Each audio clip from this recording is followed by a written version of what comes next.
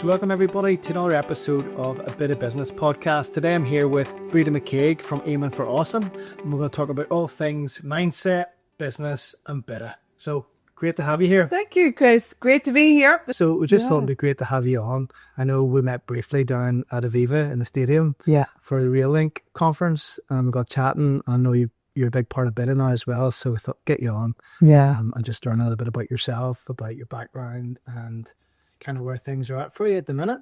Super. Well, it's a nice opportunity to do that. So happy to see the BITA podcast hitting plenty plays. We want plenty of that going on. So if you're listening, share this. As a well-known TEDx speaker, kind of global motivational speaker, tell us a little bit about where that came from and how you got into that line of business. Yeah. So I don't think anybody ends up in motivation as speaking, on purpose. I think it's usually people with a life journey and interesting experiences who want to share that sort of stuff with people. And my background is a bit odd, all right, in that I joined the Reserve Defence Forces in Monaghan when I was 17 because it was the first time girls were allowed in. And sure, I got curious to see why would they not let the likes of me in there? So off I went and found I loved it and stayed in it for 20 years and became my unit's first female lieutenant. Right, so I did that for 20 years and that taught me a lot about leading, right? That taught me a lot about collaborating, motivating people. And as you can probably guess, that's why I like BITA, because it's very collaborative. And it's all about people empowering each other and supporting each other and trading together. And I love that stuff. So that was the army piece. And then I joined banking. So I was in global finance, transforming banks all over the world. And so that was a lot of tech, IT, working with amazing teams all over the world. And there I learned a lot about people as well, and communicating and supporting each other and pulling together and stakeholders and how to handle people and how to understand people. And again, I found that in BITA. So for the 22 years that I was in the army and in the banking, I was in banking suits during the day, running all of these programs all over the world. And then at night I'd be in the army boots.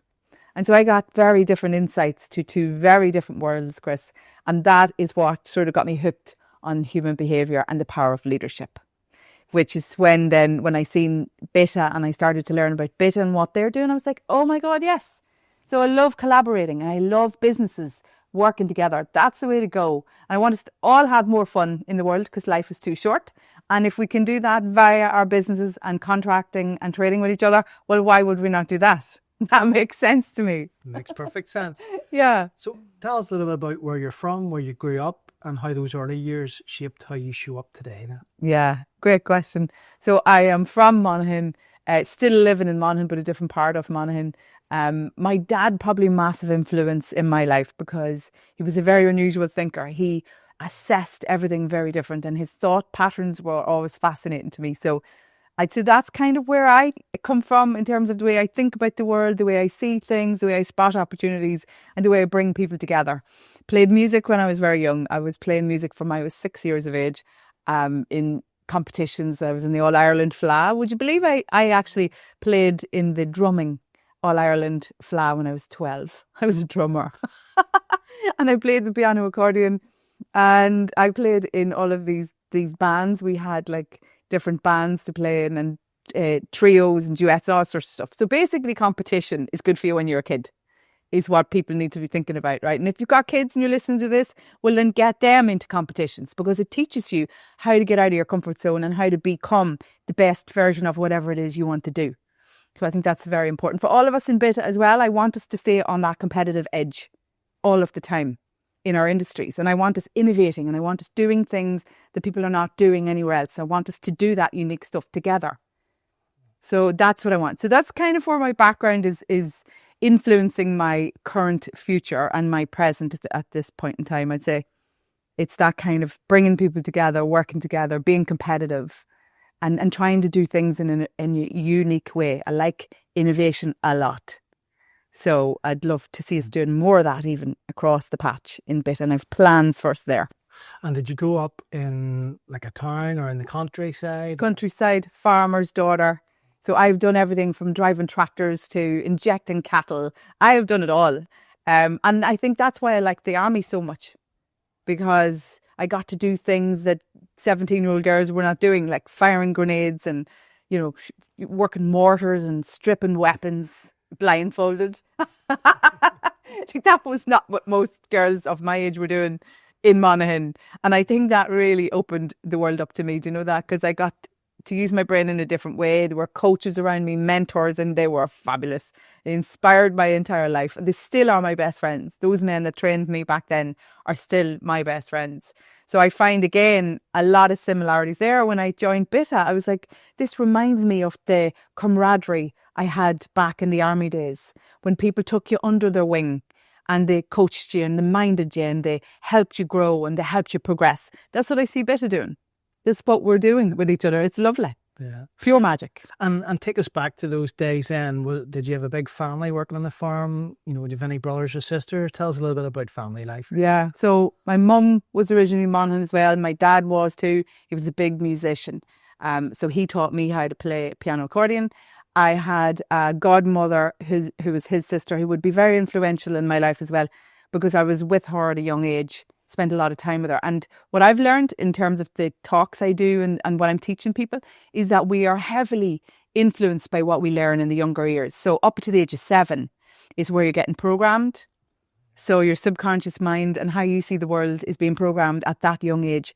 So anybody listening now, think about who was around you when you were that young, because you've absorbed a lot of their thinking. Now, if you were lucky enough to be around people who thought big, were creative thinkers, were quite bold and quite good, you know, dealing with challenges, finding solutions, and then lucky you. But if you weren't, it doesn't mean that you can't learn that stuff. That stuff can be learned, because that's what I'm teaching a lot of people now. Mm-hmm.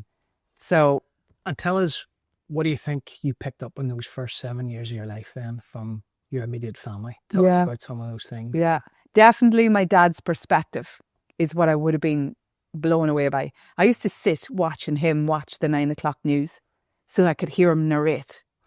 Yeah, because he'd be narrating over it in a totally different angle to anyone else. And I used to think this was phenomenal. So I missed the bus every morning going to school because I went to bed late every night so I could sit up listening to him. So my mother would be probably very extroverted. She's very bubbly.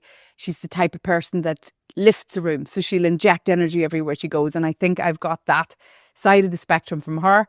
And then, as I say, my godmother would instill a lot of confidence in me. Really, the stuff about believing in yourself and all of that kind of stuff, that was very powerful from my godmother, who had great belief in, you know, her pride in where she'd come from, her journey. And I think that's what I picked up there. Okay. Yeah. So you've been quite open about your personal transformation. Yeah. Take us back to that moment when you realised that you needed to change. So I would say for me, my life at the time wasn't going as well as it should have been.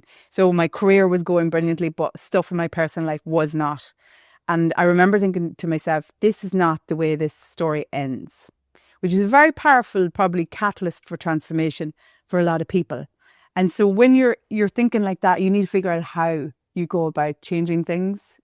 And the good news is that we are not trees and we can move and we can change things. But you got to learn the power of your choice. And that means you got to figure out what it is you're saying yes to and not changing, therefore, and what it is you would love to have. So I love getting people into a space where they actually start thinking different, because I know a lot about our thought patterns now. And so that at that point, I didn't realize how much work I would have to do. But that is where I started studying the subconscious mind, the conscious mind, all of the thought leaders around the world. I started listening and downloading all of that stuff. And I researched and studied and practiced all of that on myself for about 7 years. And can you tell us about some of the aspects or some of the parts of your life that you weren't happy about at the time? Well, it was mostly personal stuff, and it was very tricky stuff to change. But I just had to figure out how to get help. I had to get inspiration from other people who had done it, and I had to manage to get out of the environment I was in. So to do that, you've got to figure out how you make decisions, how you understand other people's behaviours and your own. And also, massive part is your vision. So people don't have enough vision in my mind, right? So now that I know the power of vision, I would love everybody listening to this to think about the vision they have for their company and for themselves, right? Because life is too short and you're going to leave a legacy of some kind whether you mean to or not, is the bit that we have choice over. So anyone listening to this, I want you thinking about the legacies that you want to leave. I want you thinking about the type of business you want to be running. I want you thinking about the impact you want to have on people. Because at some point in our lives, we're not going to be able to do it anymore. And I don't want anyone to have regrets. So people need to start living to the max. And to do that, you need a clear vision ahead. You need people around you that understand your vision and that they can get on the same page with you. I do a lot of that with companies. Trying to get teams onto the same page is a massive job. And there's work you can do in that space around communication, around helping people to be vulnerable on senior teams, helping people to share their visions, their ideas, and allowing and enabling conflict around those conversations is very important. Not everybody should agree. If you have people around you at your top table that don't agree with you, they're valuable because they're thinking with a different perspective to you. And that stuff is very valuable. What role has vulnerability played in your own growth journey? Massive. It's a word I didn't know much about many, many years ago. And what I've learned is when you can get over your ego of having a persona or pretending to be what you think people want you to be, and you can just go back to being vulnerable and learn how to be your authentic self, you turn into a magnet for people and success. And so in this world, I think people read energy off each other. And when you find people who are not working to ego, who are literally they are vulnerable and they're being their authentic selves, you'll want to work with them. And that's definitely what I find in BITA. I find some absolute geniuses. And they are not working to personas. They're not trying to impress anyone. They're really lovely and their values are really important to me. I find people in BITA that have really strong values and I love that. Was there ever a point where you thought, I don't know if I can do this. I don't know if I can change? No. You're not supposed to doubt in yourself, Chris. Yeah, so you never had any of those? No, I'm only joking. Of course I did. So what I've learned is humans, we have the fear of the unknown. So we don't know how to do these things. We've not done them before. So, my years of transforming companies has taught me that people get nervous when things have to change. Now, that could be, your board table. It could be relationships dynamics in your business. It could be your industry needs you to change. It could be you need to change as a leader and as an inspirer and an influencer with your people in business. People resist change massively. And when I realized that when I was delivering transformation projects, I went back to see, why do people hate change so much? It's the fear of the unknown. It's the fear of failure. We don't know what we're doing. We don't like being out of our comfort zone, so we retreat. So everybody does that, including me, when I started sort of dabbling in the world of transforming people and businesses and tables and, board decision making and all that nerdy stuff that I'm into. And so like everything else, you have to dip your toe in. You have to sort of try baby steps is what I do with people who are, at the very early part of their journey. Just try little bits here and there. And then sooner or later, you start to realize those little bits are starting to get more comfortable for you. Then you take another step. And that is how I get people from, a place where they're not happy into brilliance. It's a bit of a journey you go on. You learn as you go. You step through it bit by bit. You learn, you add to the bits that you've tried. You get confident and less nervous about them. And you try more things. That's the way it rolls. And see, if you do that loads, you actually get to like it. And what has happened to me is I've become a total transformation advocate. I'm trying to get every person I meet to try a little bit different, and then businesses as well. Because I just don't want people sitting still. I don't want us sitting in any comfort zones because you're not learning, you're not at your best, and you're not living life to the max. Tell us when this was then, Breda, that this transformation happened for you, and how did you get through those difficult moments of maybe self-doubt and that type of thing? Yeah. Well, I've learned that when I am out helping others to believe in themselves, it helps me too. So what I've learned is that when I'm expressing myself on a video somewhere or one of my Breda's Bite Sizes on LinkedIn, sometimes that's more about me than it is about yous. But I mean, if I'm trying to help me, I should help you too. So why not put that up in social media and see can someone else pick up a lesson from that?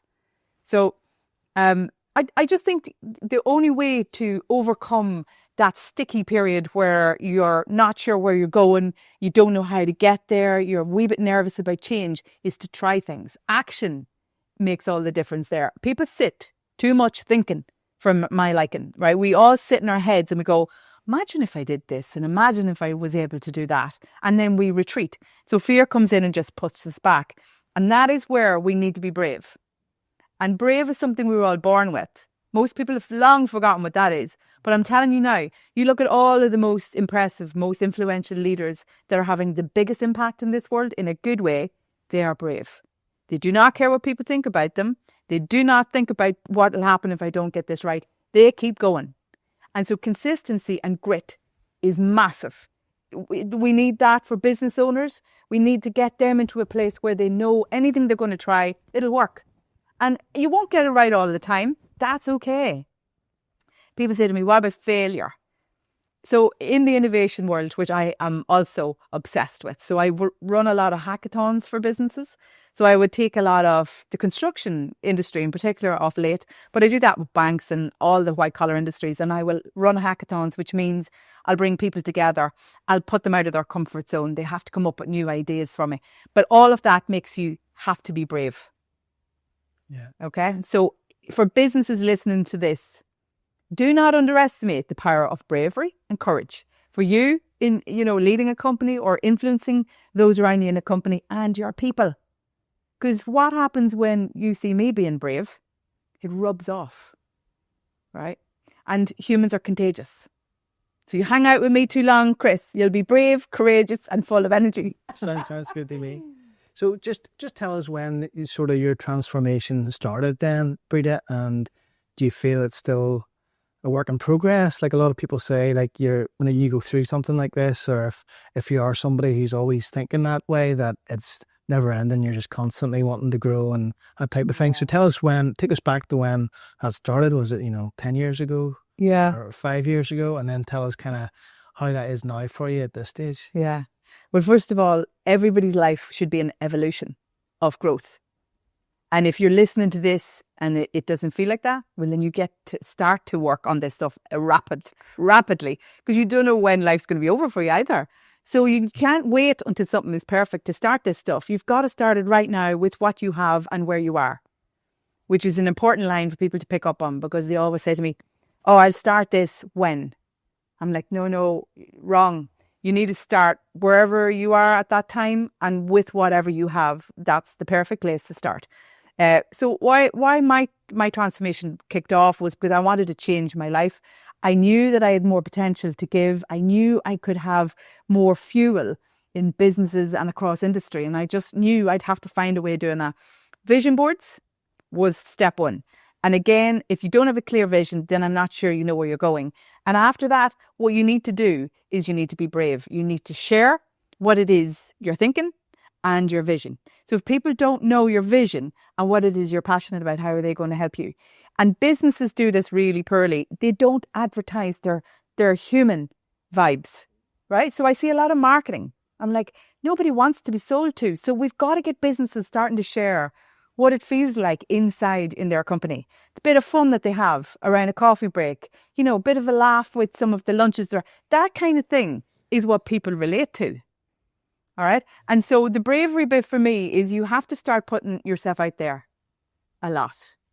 I just see a lot of people go on LinkedIn, make a video, just pop it up. And that freaks people out altogether. But I've watched businesses where their CEO has done that and has built a massive, massive profile for themselves, built massive networks around them. And that's how their company has grown.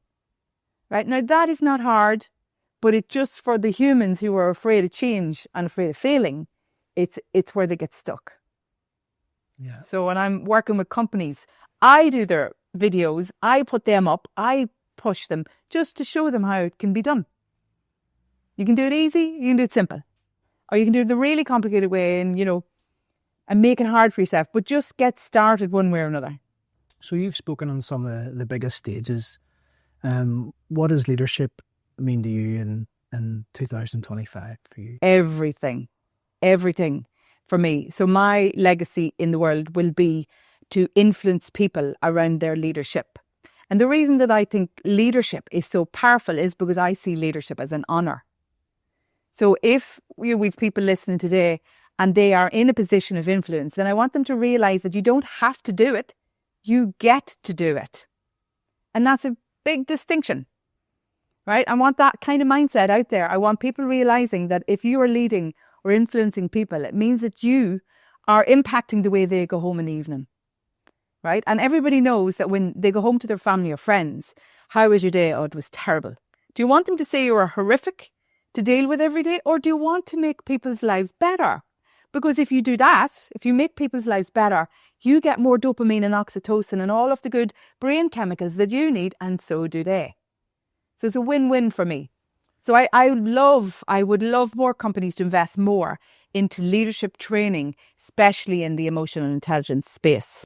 What's something people misunderstand about public speaking or having confidence to speak out? So I teach people this all the time.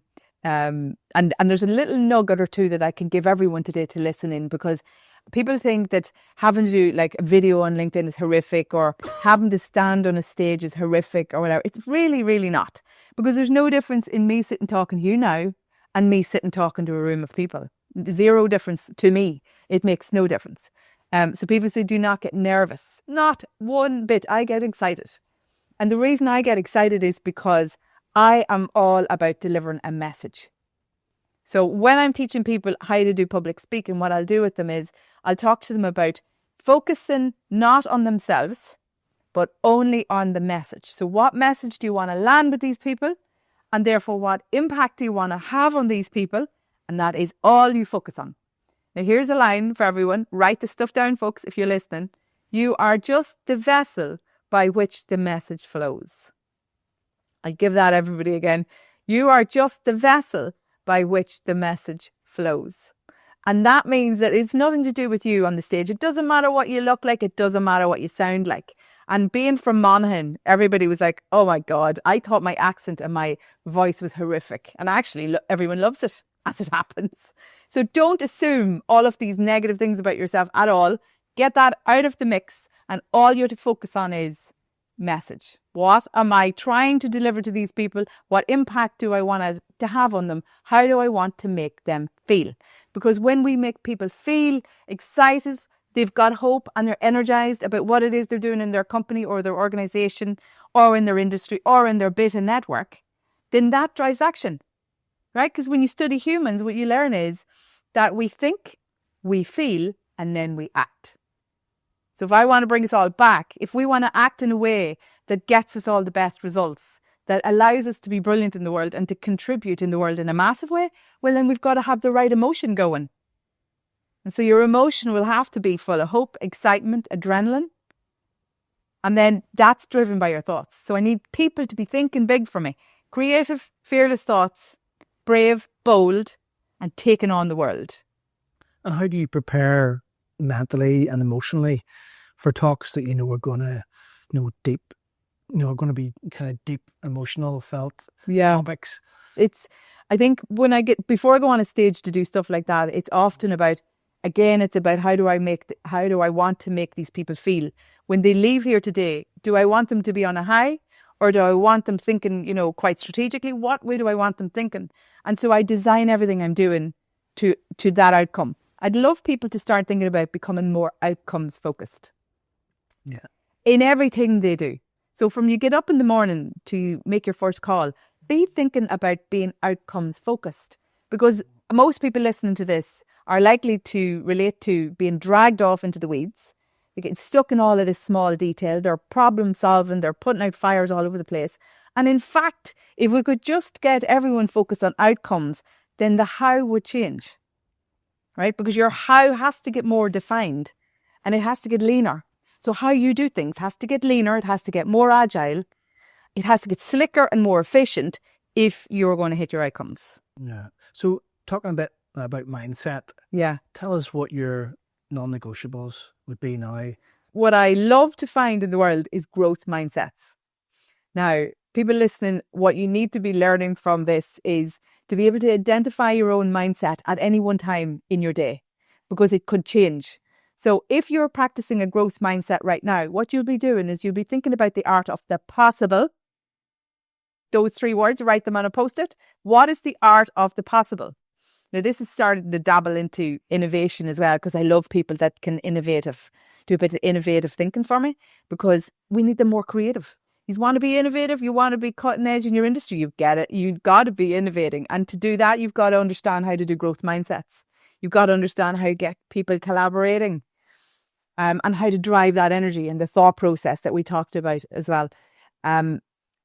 So I'm not sure if that answers your question. Yeah, so I'm growth mindset. It's great that you're giving tips as well. I'm really keen to find out what your non-negotiables are, like what habits or things do you do to keep yourself grounded? All right. Okay. So I would always assess myself. So I'm ongoing assessing myself. I used to be an auditor many years ago in banks. Can you believe that? But one of the things that I do a lot myself would be, I kind of test my thinking all the time, because now I know that your thinking's driving your energy. Your energy drives what you say and do, and that's what's driving your results. So I audit my thinking all of the time. This is when I'm starting to talk to people about becoming a conscious thinker. Right? So a conscious thinker is someone who is aware of the quality of the thoughts they're running at any one time. So you assess the quality of the thoughts. Now, here's how you test this. First test on it is this thought serving me and those around me? So let's imagine I'm, in one of the board meetings with some of the companies, large companies that could be listening to this, or small companies, and we're thinking about something that we can or cannot do. Is that thought serving me and those around me? Is that going to bring us growth, in other words? Or is it a bit of a negative one? Is it one that I'm finding reasons not to do things because, of this excuse or the other excuse or the other reason that I think is valid? Right? So that's how you test that. And then the other one is, could there be a healthier version of this thought in the world? So I love Richard Branson. I love Barack Obama. I follow a lot of leaders around the world. And I would always say to myself, would they be thinking this way? And if not, what way would they be thinking in the situation I might be in right now? Anything else other than kind of monitoring your thoughts? Any other practices? Observe people around you in the world that are doing brilliant things, because success is repeatable. So I have a lot of companies I work a lot with CEOs, and then come into their companies and run leadership programs. I come to their town halls, I do their conferences and stuff like that. And so I always say to them, you're not starting from scratch here. You know what I mean? There's a whole lot of different types of industries that have done things that you don't even know you want to do yet. But get watching these people, learn from them, listen to it. Let them inspire your thinking around what your company could do. Sometimes it's the small things that will help a company innovate. It's the small things sometimes that will inject energy into a culture, right? And that stuff is not terribly hard to do because it's been done already. We don't have to copy exactly what other companies do. We could look at what they do and we could think, how could we do that in our way? Our version of that would look like what? And the other question I want companies to be thinking about is, so when they're trying to, work with this kind of thought process, a growth mindset, assess their conscious thinking, run all the tests that I just gave you, to assess your thinking. Also ask yourself the question, what are we not doing yet? Because that's what people forget. So they say to me, oh yeah, well, we've tried that and we tried this and we tried, and I'm like, talk to me about what we haven't tried yet. Where have we not gone yet? If you want to be innovative, then you can't be doing this same stuff. That's not innovation. You can do incremental improvement, absolutely, on your business as usual processes. Absolutely. And you should be doing that to get it more lean, running slicker, right? And less end user frustration with processes in a company. But you should also be asking yourself, what are we not doing yet? What have we not tried yet? And then ask your people that. What do you do when fear or doubt shows up? You slap it. I teach people about, in your mind, when fear shows up or negative thinking, what you need to do for me is imagine your inbox bin. So everybody can think of that one fairly easy for me, because your brain thinks in pictures and words, right? So if we have a wee inbox bin there and you have a negative thought, or you have a limiting thought, or I couldn't do this, or that won't work for me, or that's not really for me, whatever it is you're talking yourself out of, I want that negative thought into that inbox bin. I want that lid firmly on. That is not allowed in there, because if you do not manage the nature of the thoughts that run through your brain, then you're in trouble. right? Because your brain has primitive wiring in it from the 3 million years ago that we were in a cave. And so you're wired for fear. Plus you've been conditioned for fear as you grew up. So now you have to master that stuff or it will master you. So any of the negative thinking, any of the limited thinking, any of the excuses that we tell ourselves, I want us to test them. And then I want to stick them into that bin. And then what you're going to do for me is you're going to replace that negative limited thinking with the extreme opposite, which is the real positive stuff. So let's say I am trying to get a CEO to go on video, for example, or something to that effect. And they're going, oh, well, I don't think that would suit me and I don't think it would be for me, because these are the kind of things people tell me. And I'm like, wrong. And then the phone is up and they're on a video with me like that, right? And so once, you can get help. You can get people like me around you to support you, push you, give you a shove here and there, because sometimes that's what we need. And then the other bit is you got to get into the positive programming. There's nobody can teach your mind how to do positive thinking except you. Yeah. And what would you say to people that are maybe comfortable the way they are, they're maybe coasting and not evolving as much as they could be? I would say they're not living life to the max. And that's the biggest problem with that. So sometimes you'll find in life you have to lean out. And I get that. And so that's where we kind of go a little bit easier on ourselves. If we're heading for burnout or we've pushed ourselves for a long time. So you need to recognize the signals in yourself. But you also need to know that, you can do anything you put your mind to. That's the really important stuff here. If you're not mastering your fear, then it'll master you. So the only way to get us into a space where we are doing the brave, bold, courageous things that I want us to be doing is managing mindset, driving it in the right direction. And tell us about some of the books that you've been reading or some of the studying that you've done to get yourself to where you are today. Who are your most favourite authors? Yeah, easy. And, leaders in this field. Yeah, so Tony Robbins was the first sort of thought leader that I would have listened to. And I remember driving up the motorway one day. I was working in the bank and it was a long drive and I was really struggling with my personal life at the time. And I put on a YouTube where I found that it was under positive mental attitude. I didn't know none of this stuff, right? And so listen to that. And I'll tell you, I ended up crying the whole way to work that day, because the amount of aha moments and the amount of light bulbs that hit me on that journey were immense. And that tells you that when you get the right knowledge, everything changes. Can you remember any of those light bulb moments? Oh, loads. It was all about self-talk. It was about conditioned thinking. It was about the way we were reared. It was about our self-belief suite. Oh, loads of stuff.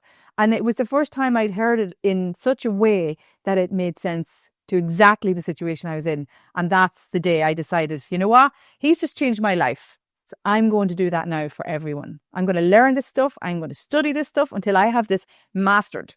And I have left no stone unturned. And then I'm going to start teaching everybody else. Anybody else? Yeah, Marissa Peers is a great woman. I always recommend people to listen to. She's an occupational therapist in London. She's worked with people all over the world. She's a total nerd with mindset stuff. So if you have not looked up Marissa Peers, please go and find her. She's a London woman and she's amazing. I just like her thought process because she keeps things simple. And often I think psychology and the mindset stuff can get difficult and it gets complicated, which again pushes people away because they don't understand it. They think they can't get it. You can get it if you've the right people to teach you. It's easy. Okay. Fascinating stuff. Love your story so far. Tell us a little bit about BITA. Yeah. So what drew you to the BITA community? Well, would you believe, Chris, I was coaching a man for a while, a couple of years, and he kept saying to me, I'm in this thing and this thing's called BITA and you really need to talk to them. And so I didn't know much about BITA. I'd looked it up and I said to him, I like the sound of this, collaborating in business and networking. And I love networking because for me, and this is an important word for people who don't like networking, I think networking is just making new friends. Because it is, right? You get to know new people. You get to understand how they think. Like, what's not to like? So I think people traditionally don't like networking because they think they have to go and be someone they're not. You don't. As you know, for me, I'm not like that anymore. I've done away with all of that persona stuff. I'm vulnerable everywhere I go. Not that I'm vulnerable, but I don't care what people think of me anymore. So I can be my authentic self. And for me, networking is pure fun. I love it. So I'd love to get people into that headspace. But anyway, so this man recommended me to go meet BITA. I went to the Intercontinental Hotel in Dublin at Christmas. They were having a Christmas lunch. I was late because I couldn't even go. My schedule was mental. Pulled in the car park. The man was away and I had to go in and find Paul Whitnell. Didn't even know who Paul Whitnell was. So I didn't find my LinkedIn. I was like, I'm going to find this fella because he seems to be onto a good thing. He's got companies collaborating. He's all over the world. This is my kind of adrenaline. And I went in and I found him, and me and him and Billy, that is the chair of Dublin, just hit it off. I said to them, you've marketing out there and there's no pictures of you yet on LinkedIn. And I've been looking and I said, right, out just come with me now. So all of a sudden, the pair of eyes, big, tall men, either side of me, they didn't know me from Adam.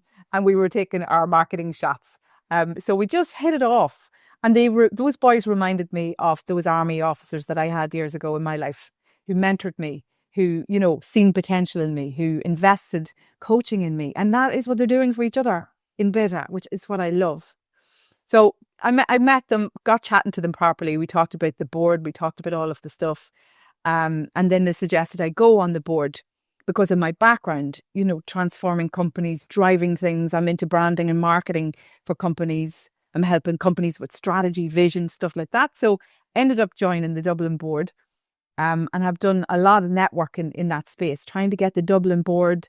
They're doing evening socials now. Billy's brilliant at running all of that, and it's really good fun. So if anybody's listening and you're in the Dublin area, or you're not, and you could be, then the third Thursday of every month is when we meet in the Lansdowne Hotel in Dublin. So come along. You don't need to know anyone. You can come on your own. We'll mind you and we'll take care of you. So just come along. Just remember, third Thursday of the month.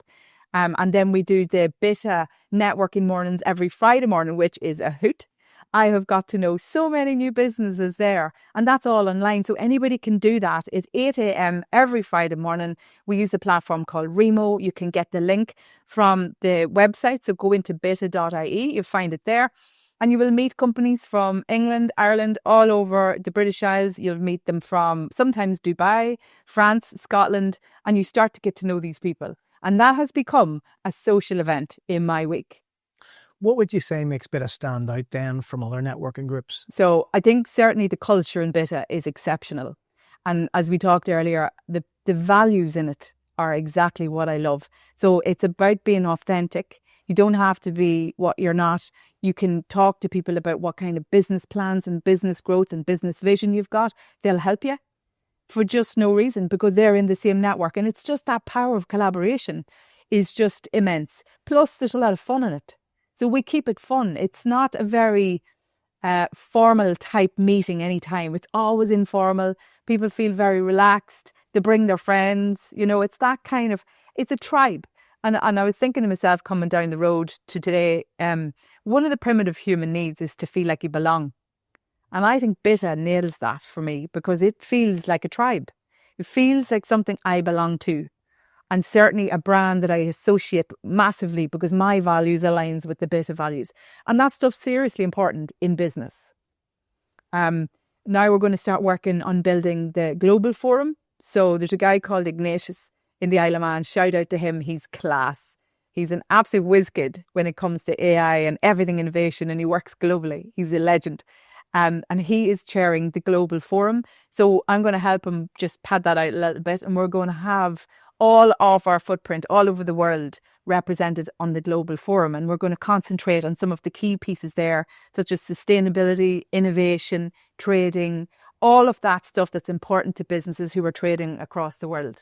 And we're going to have lots of fun. And we're going to connect people all over the world. And there's going to be massive collaboration there. So that's just kicking off this year. And Paul has now given me the title of Global Growth Ambassador.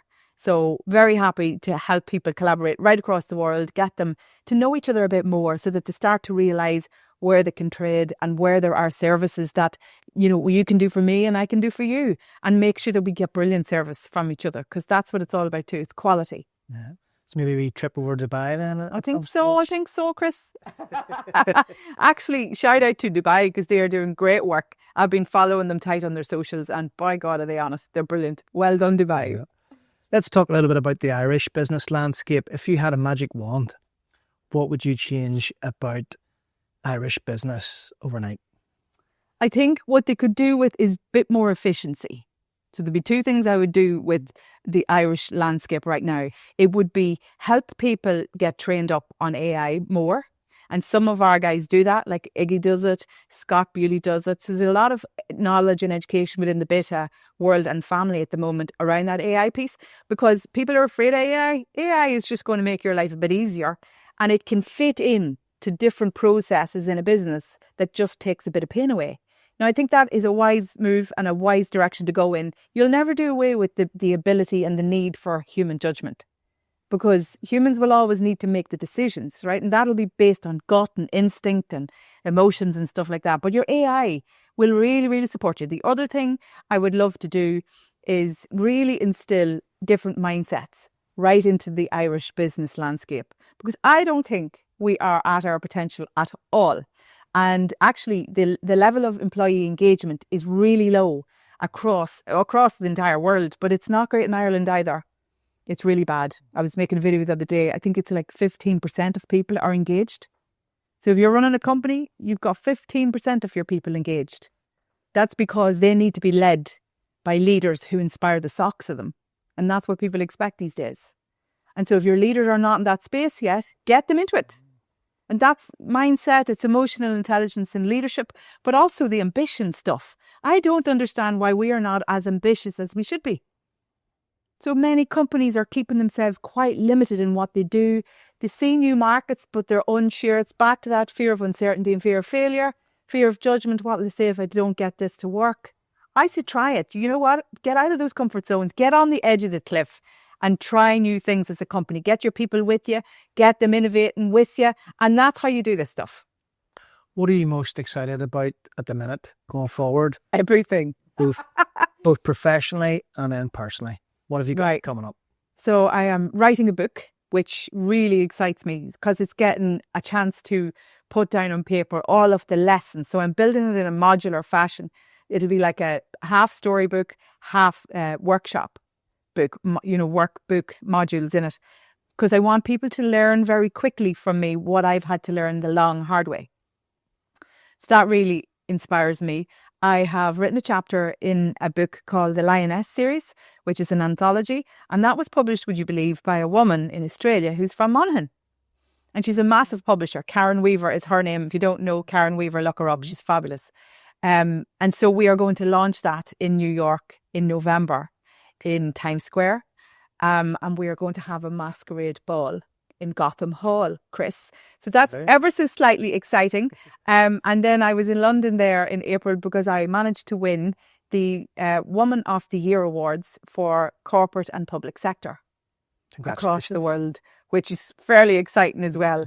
So personally, what am I excited about? I'm excited about doing more talks, inspiring more people, because this is not just what I do work-wise. This is what I do everywhere. People laugh at me. When I get into an elevator with someone, they get out different.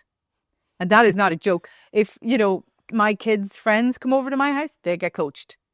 So it's a way of life. It's a lifestyle for me, and it's a job, and it's something that is part of my legacy and my mission in the world. So final question. If people hear the name Breda McCague in 10 years' time, what are they going to be talking about? First of all, I want them to smile. I want them to remember me and the impact I'm having on people as something happy, as something positive. So I want that kind of energy to be my brand, which I think I'm doing okay at. What are they going to remember me for? I think it's going to be that I'm a total nerd when you get to know me about mindset. I'm very extroverted and very bubbly. I bring people along. I open doors for people. I make people feel comfortable. I help them get out of their comfort zone. But behind it all, I'm a total nerd then. So when people get past she's very friendly and she's very welcoming and, she's making me feel part of this thing, then they start to dive into this nerdiness in me. And that is where I can transform lives, because it's really the knowledge that transforms lives. They say knowledge is power. They're not wrong. And tell us a little bit about Aiming for Awesome as well, just finally. I named my company Aiming for Awesome because my home is me and my 3 sons. So I'm a single mum, and I set that company up in 2022. And I decided, you know what? This is the way I go forward. And the reason I call it aiming for awesome is because people don't realize if they're not aiming for awesome, then probably what's happening is they're coasting. And if you want to aim for average, you're going to hit that very easily and less, right? So aiming is very important. So where are you aiming at the moment? What is it you're going for? Are you going for global scale? Are you trying to hit the moon or not? You know, you're just trying to do what everyone else is doing around you. That's no good, because that's what I'd call average. You might be doing average well, that's fine. But why would you not want to push and see what you actually are capable of? So aiming for awesome is where I'm delivering leadership programs to companies. So I go in to get to know a company. I'll consult with them a little bit. I'll work out what events they have coming up, what kind of structure they're trying to do in terms of their training, their learning and development. What kind of angle are they going at with that? Where are their pain points? And then I'll build a solution for them. So I'll come in, do their town hall perhaps, run hackathons, get their brains going, get the brains opened, get people working together that don't know each other, you know, break down silos, pull people together, make them collaborate while they're having fun with me, because I do all sorts of things, Chris. I've been known to do the odd air guitar competition on stage. I make them do high five races where we raise dopamine right across our audience. I do things like Mexican waves where we do a bit of branding for our company. So I'm trying to teach people as I go and as they're with me to get out of those comfort zones. And then I'll come in and I'll go into the hardcore learning and development with them and teach them and workshop them out and make them work together and role play them to make sure that they understand how to motivate each other. And how can people get in touch with you, or, you know, maybe book a call with you? Easy. So I have a website, BredaMcCague.com. Go in there and just go into the contact tab after you've checked it out, of course. And then just drop me a mail that way. Or you can drop me a DM on LinkedIn, because I kind of half live on it. And I love it, because that's where I meet cool people like you, Chris. That's where I meet loads of people around the world that I have managed to collaborate with who are absolute inspiration. And that is something that we need to be thinking about. Whoever's listening to this, you don't need to have those people physically around you. Reach out online and find people that inspire you. Find the right people. Just reach out to them online. You can build online relationships that then turn into the real thing. Well, Breda, it's been an absolute pleasure speaking to you. Yeah. Thanks for coming on.